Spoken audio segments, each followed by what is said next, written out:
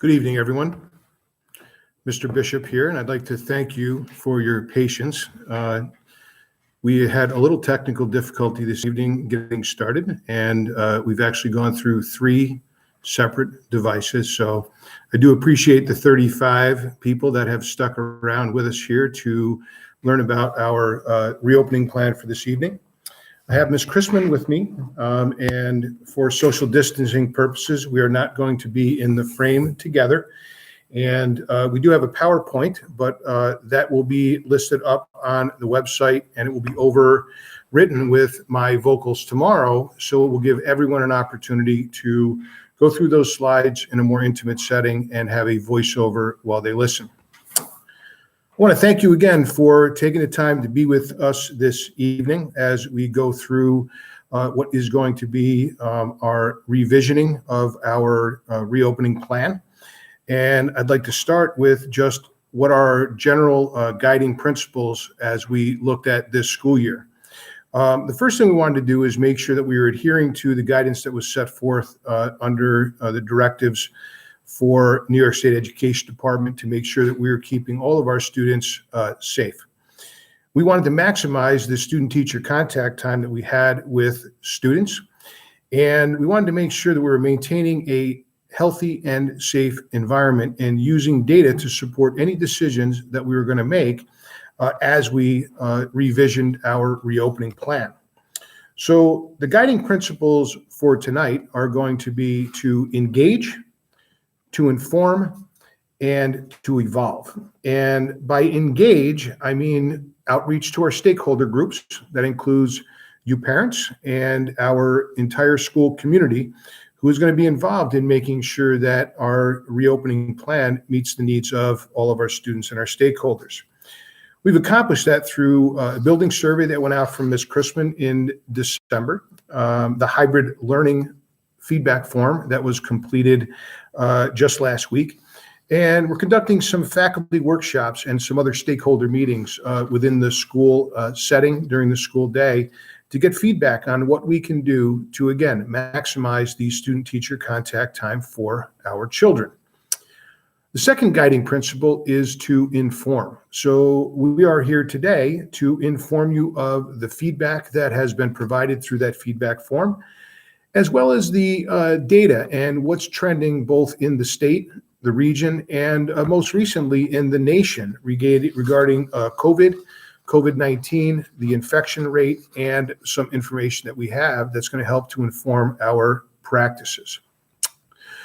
Our vision, again, is always around maximizing student-teacher contact time and ensuring that we are providing a safe and healthy school environment for both our students and our staff.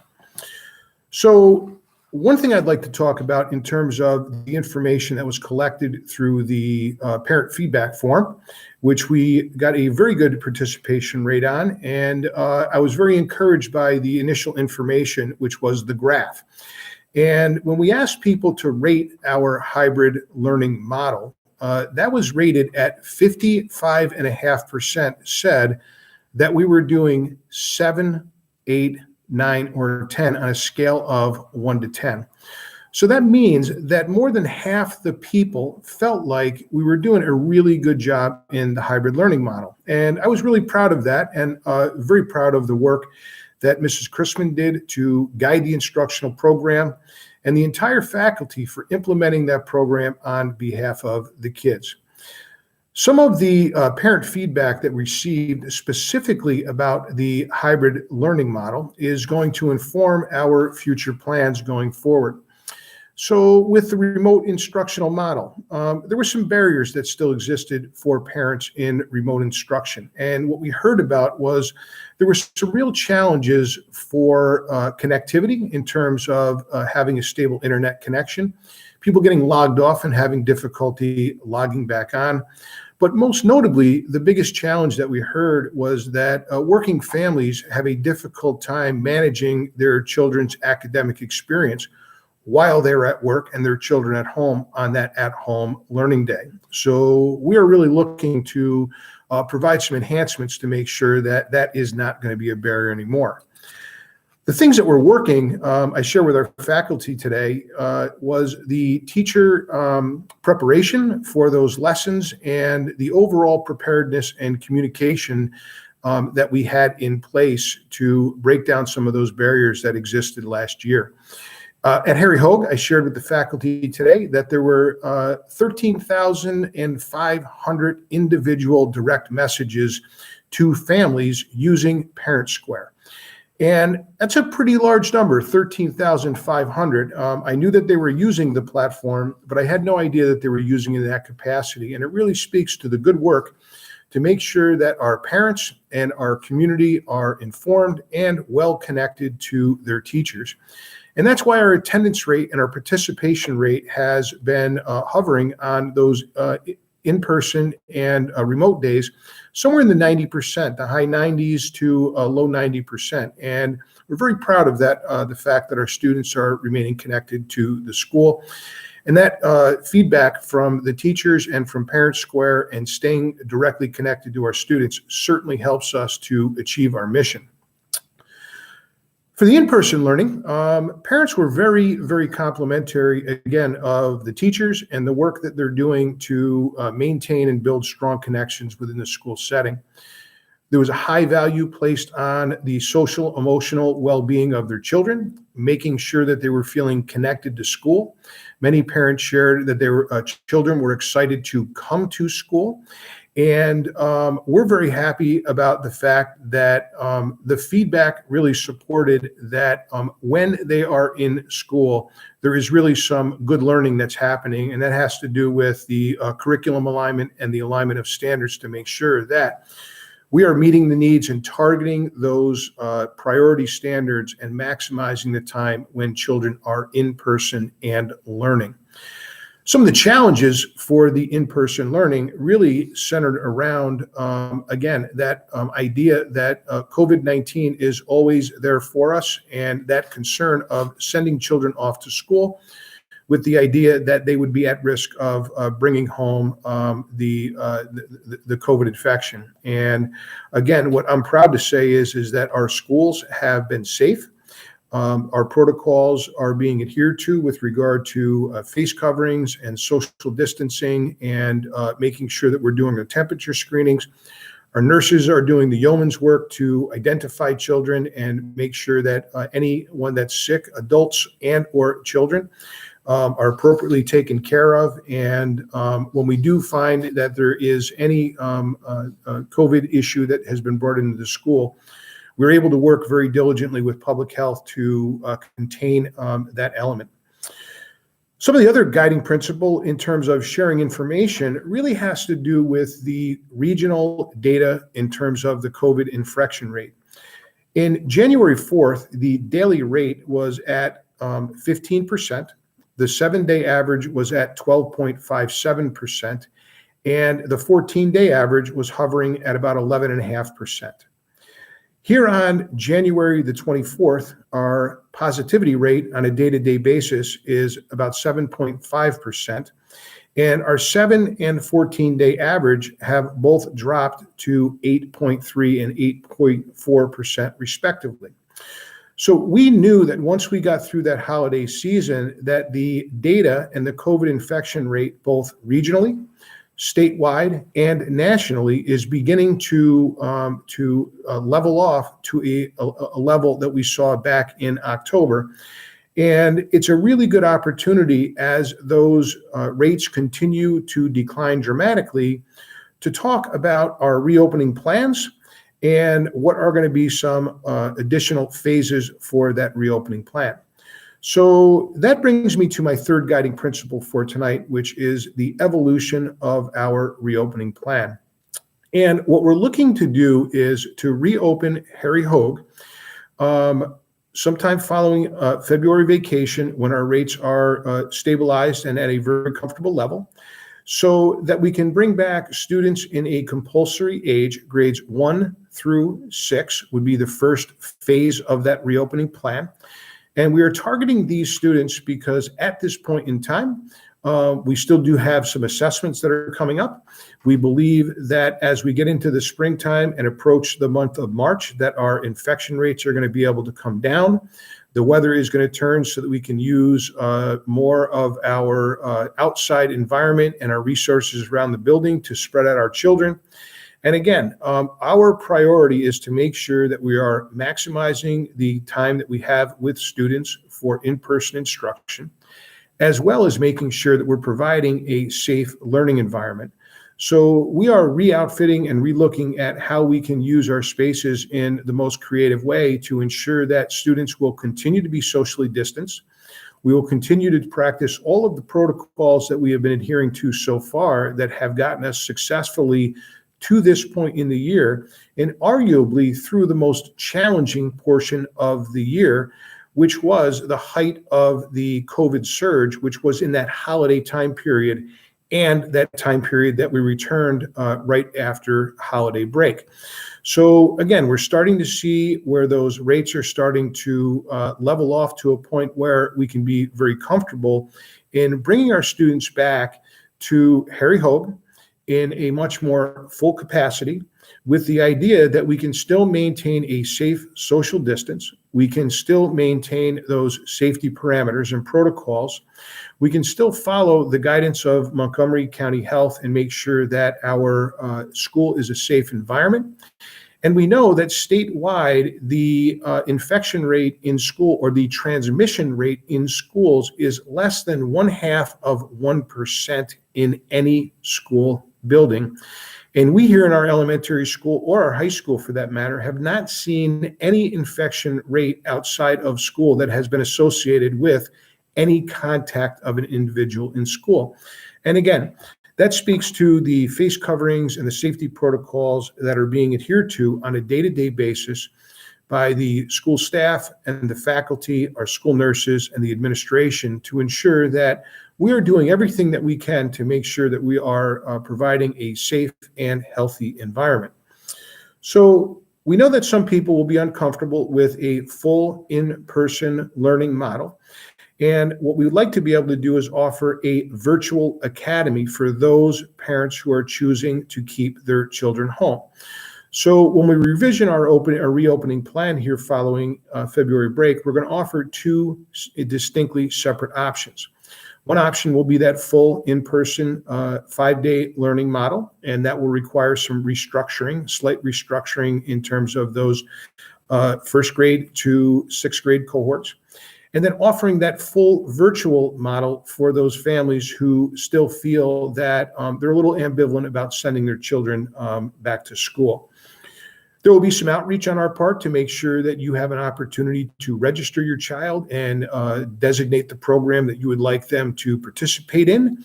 And without further ado, I'd like to turn it over to Mrs. Chrisman, who is going to continue the presentation for us. Thank you for joining us, and we'll be back on to answer some questions. Thank you to Mr. Bishop for inviting me to join him tonight. So I want to begin by once again just saying thank you to our community members, especially parents and caregivers, for your ongoing support of teaching and learning this year.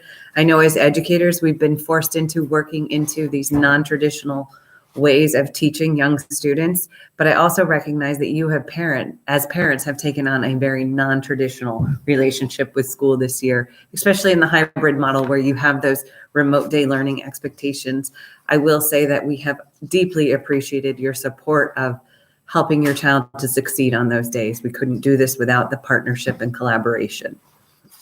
So as Mr. Bishop said, so I am here tonight to speak specifically with you about the reopening phase 2 plans for Harry Hogue Elementary School. So the phase 2 development process includes these steps, and I just want you to understand them so that you know that just because there's a presentation tonight doesn't mean we're very close to implementation. There's a time period that we need to use to do this process well. So tonight is all about informing everyone. We informed our faculty of our intentions, as well as tonight you as parents are getting an introduction to what will come. Next week, we're going to work closely with teacher stakeholder groups to digest the information presented tonight and develop and strengthen the plans. We just get the best of everything when we put our heads together. So that's our intention next week. After that, using the teachers' feedback, we're going to revise the plan and hopefully do a presentation on February 10th to our Board of Education that represents our final intentions for phase 2 of reopening. And then there's the stage that we need to prepare. So back in August, we tucked away our furniture to allow for social distancing and things. So over the February vacation, we do need to dig out that furniture, clean it off, and get it ready to be used again, as well as do other things in preparation for restructuring, including work with the food service and transportation department. So there's a lot of work to be done in the preparation phase. And lastly, we do hope to come to you in February with an idea of a date of when we will implement the phase 2 reopening. That date has not been firmly determined yet because we want to allow time for the process. In the beginning of the year, we said we will have integrity to maintain a safe learning environment. And in order to stay true to that goal, we have to allow this process to happen. So reopening schools can happen in several different ways. We are going to use a registration process to allow you to select the best way that your family can learn for the remainder of the school year. So as Mr. Bishop said, we're not just looking to reopen schools and offer one program. We're hoping to diversify the opportunities and ways in which kids can learn. We've heard loud and clear that there's many of you interested in returning your child to a 5-day-a-week program. But to complement that, there's many of you who are still expressing your unease with sending your children to school. So we want to also offer the remote-only option. So we're going to walk away and change and shift from that hybrid model to offering 2 new options: come back to school full-time in the building or receive an education remotely, which includes direct instruction live from bodies of our professional staff to be determined. So how will this happen? There's 3 different models we could use. And again, they're all going to be registration dependent. So it could be that students are allowed to select the remote only option and come back to school in a traditional way, looking very much like years of the past where there will be 3 homeroom sections. We do want to maintain social distancing and that idea of a personal designated workspace. So our children have time to take their face coverings off. So depending on the registration, we could have the 3 classroom model and a remote only population at every grade level. But we won't know if that's the model we can use until the registration process is complete. It may be that the interest in remote only is not significant, in which case there would be more students that we need to accommodate in the building. We might need to add 4th sections at grade levels. And what we will do if that is the need is we will work with you individually as families to get your agreement to allow us to reassign your child to that 4th section for the remainder of the year. So that'll be a process in itself, should we determine that that's the need. There is one other model we're talking about using, and that's called a concurrent model, where some of the classrooms would be in-person learning only, and some might be in-person / remote learning, where the teacher can broadcast live to that remote population while also working with students in her classroom, in his or her classroom, in real time.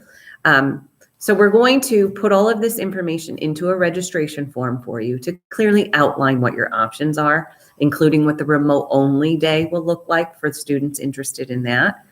And then our hope is that you will be able to select something that meets your family needs for the remainder of the year and allow us again to diversify the options for learning, because it's always been our intention to serve you well as a community and to think about our students. Additional things we're going to be thinking about over the next few weeks is just our staffing implications.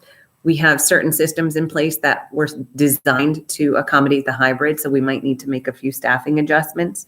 Obviously, I did mention that there'll need to be some conversations and program redesign with transportation and food service too. So I don't want to neglect talking about our youngest learners, pre-K and K. As parents of those of you listening, I do want you to know that we do have intentions for a phase 3 of reopening as well, and that will include talking about our primary wing. They're just not in this phase 2 process. But it is our intention and hope to be able to also bring back, or at least allow our youngest learners to come back full time prior to the end of the year. We're also trying to think of ways to support them and talking about possible summer options for primary students. So we'll be coming back to you, I'm sure, in the near future with those details. But I think that is all I'm going to share tonight. Again, our presentation will be posted and the registration form itself will have some of the details clearly articulated in writing. I do welcome you to email or call me if you have specific questions, and I'll be happy to address those. And I'm going to turn it back over to Mr. Bishop. Are you still there? Great. Do we have any questions that are coming in on the chat box? The only question we have is one that Lauren just answered, which was grades 1 through 6. That means that pre-K and K will remain hybrid, and that was answered correctly already. Yes, they will remain hybrid. As of right now, that's the only question that we have. Great. Well, we'll give another minute here. I think folks waited for us, so we can wait for them in case there's any questions. But at the same time, if there are no questions in the next couple of minutes here, we will end the YouTube live stream and offer the opportunity for anyone to ask a question by calling the main office or calling us here directly, shooting an email. Okay, we do have, the question was raised as to why you are keeping pre-K and K remaining on the hybrid as of right now. Yeah, Ms. Chrisman is here to answer that question. So it's a phased reopening, and one of the things that is a little more challenging about offering diversifying instruction in pre-K and K is that the actual resources, the physical layout of the room does not allow for social distancing in the way that we can do in the older grades. Pre-K and K have table seating, so we can't manipulate the distance of those seats. So one of our challenges is figuring out how to create 6-foot spacing when we can't actually manipulate the furniture. So that's just one challenge. Another thing that we're talking about with those levels is that as we go into our mid-year benchmarking, we are seeing that the students are meeting our expectations for performance for the most part. And so it's not that we want to forget about them, but we've prioritized 1 through 6. Those are our compulsory school-age children. Thank you. Would my child have to switch teachers if she goes full in person? Not necessarily. In fact, we're going to make every effort to make sure that we maintain the relationships that have been built. That will be, if we had to go to a 4th section because of enrollment, we may have to make those adjustments. But as Ms. Chrisman said, those would be individual conversations that we would have with families to work out those arrangements. And we do not expect that would probably be the exception as opposed to the rule. Our priority is to, again, ensure that we are keeping children connected to the adults that they have forged relationships with at this point in the year. Will the 5 days a week always be with the same classmates and teacher? Yeah, it would just be like coming back to school. If you want to grab a chair, we can be 6 feet apart.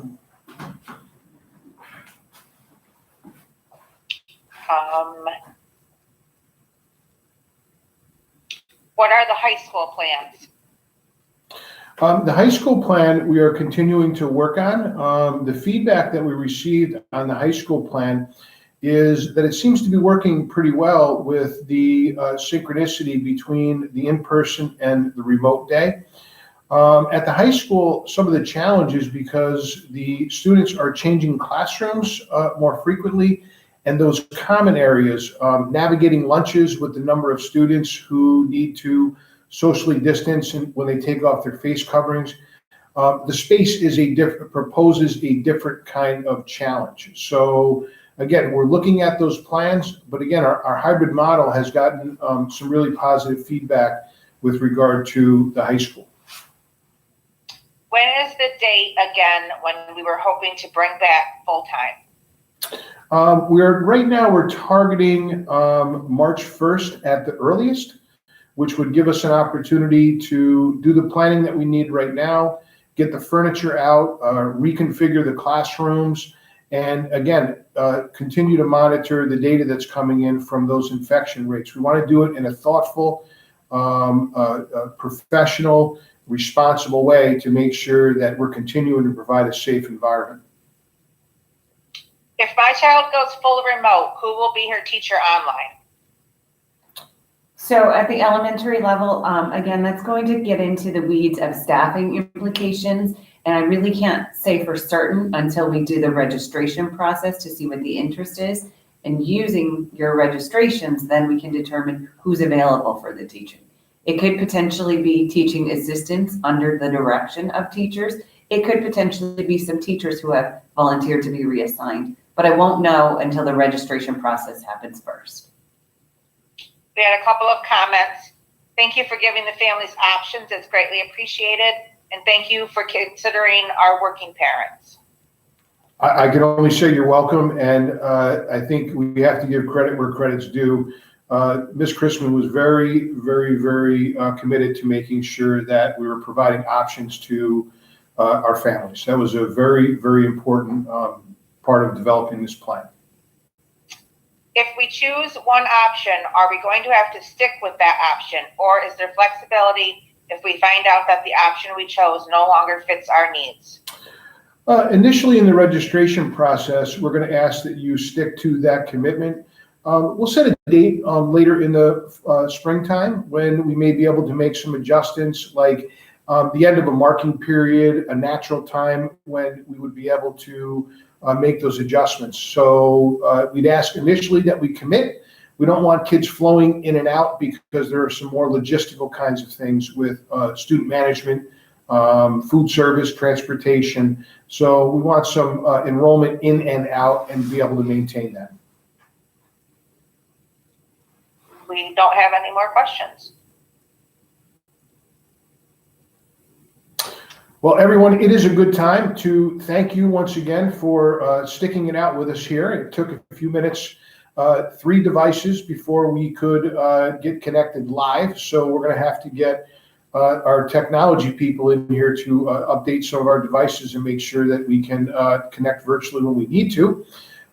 Thank you so much for sticking it out. If there are questions that were not answered tonight, feel free to email one of us, reach out personally, make a phone call.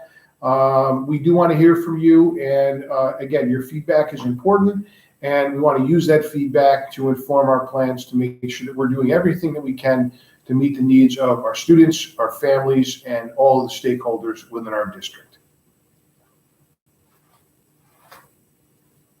Thank you. Thank you.